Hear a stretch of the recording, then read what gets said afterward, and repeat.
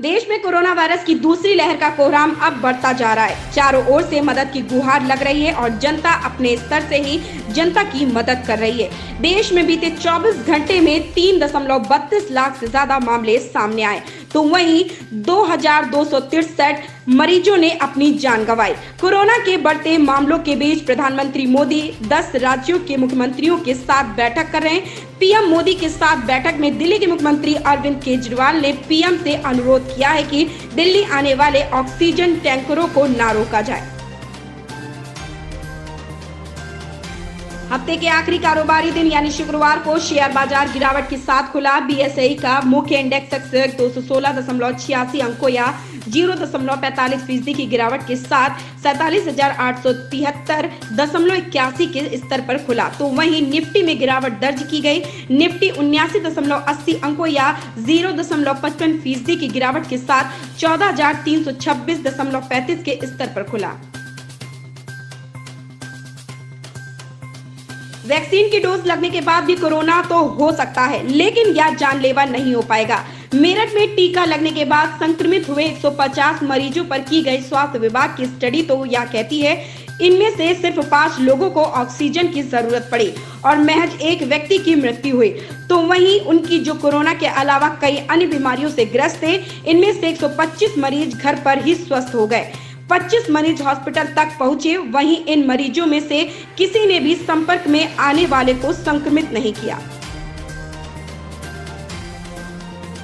देश भर में कोरोना से स्थिति भयावह होती जा रही है। ऑक्सीजन को लेकर हाहाकार मचा है। मरीजों को ऑक्सीजन नहीं मिल रही है, जिससे उनकी जान जा रही है। ऑक्सीजन का संकट सबसे ज्यादा देश की राजधानी दिल्ली में है। दिल्ली के बड़े अस्पताल में ऑक्सीजन नहीं होने से मरीजों को काफी परेशानी हो रही है।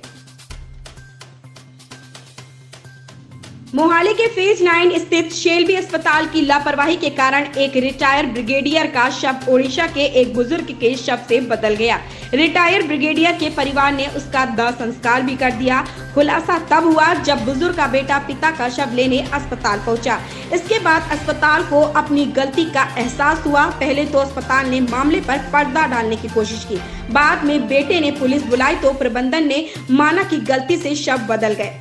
बुजुर्ग के बेटे ने अस्पताल प्रबंधन के खिलाफ शिकायत दर्ज कराई है। जानकारी के मुताबिक ओडिशा निवासी कुलवंत राय अग्रवाल 74 को सोमवार को संक्रमित होने के बाद अस्पताल में भर्ती कराया गया था। बुधवार को कुलवंत राय की मौत हो गई थी। परिवार को शव सौंपने के लिए गुरुवार को बुलाया गया। मृतक के बेटे अनिल ने बताया कि वीरवार को वह परिवार के साथ पिता का शव लेने अस्पताल पहुंचे तो अस्पताल वाले शव देने में टाल मटोल करने लगे।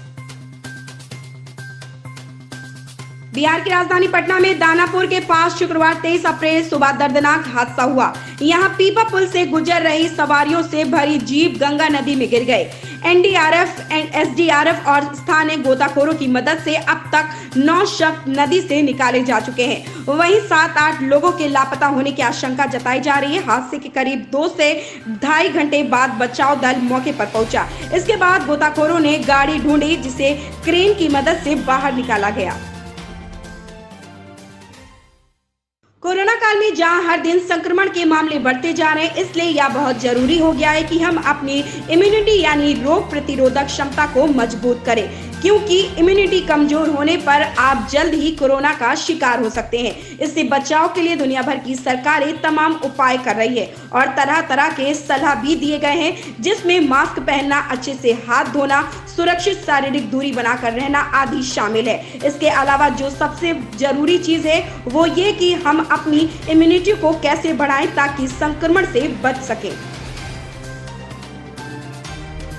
देश और दुनिया में कोरोना वायरस के बढ़ते संक्रमण ने हाहाकार मचा दिया है। बेल्जियम में भारतीय कोविड का वेरिएंट पाया गया है। बेल्जियम के स्वास्थ्य अधिकारियों ने इस बात की जानकारी दी है।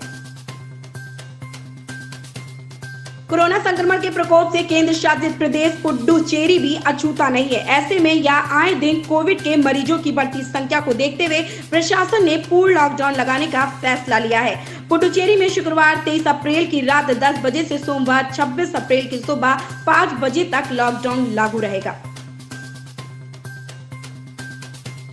देश में कोरोना का कहर थमने का नाम नहीं ले रहा है। कई बड़े नेता और सेलिब्रिटी भी कोरोना की चपेट में आ चुके हैं। लगातार दूसरे दिन गुरुवार को देश में कोरोना वायरस के दिन 3 लाख से अधिक मामले सामने आए हैं। देश में गुरुवार को 3.30 लाख कोरोना संक्रमित मरीज मिले हैं। बुधवार को 3.15 लाख मामले सामने आए हैं।